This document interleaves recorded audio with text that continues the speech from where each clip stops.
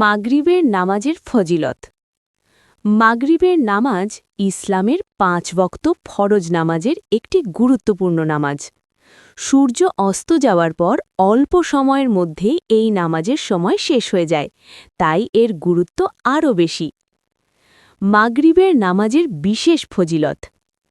আল্লাহ সন্তুষ্টি লাভ। সময় মতো মাগরিবের নামাজ আদায় করলে আল্লাহ তাআলা বান্দার উপর সন্তুষ্ট হন।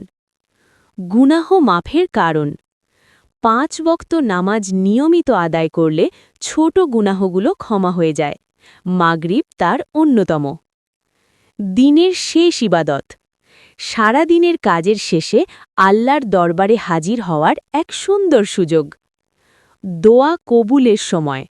মাগরিবের পর দোয়া কবুল হওয়ার বিশেষ সম্ভাবনা থাকে, বিশেষ করে ফরজ নামাজের পর। জান্নাতের পথ সহজ হয়। নিয়মিত নামাজি ব্যক্তির জন্য জান্নাতের দরজা সহজ করে দেওয়া হয়। শয়তান থেকে হেফাজত।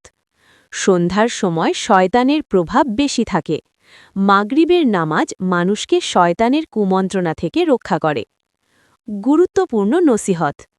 মাগরিবের নামাজ কখনো দেরি না করে আজান হওয়ার পর যত তাড়াতাড়ি সম্ভব আদায় করা সুন্নত ও অত্যন্ত ফজিলতপূর্ণ। বন্ধুরা, সাবস্ক্রাইব করে দিন আর লাইক কমেন্ট শেয়ার করতে ভুলবেন না। সবাই ভালো থাকুন। ধন্যবাদ।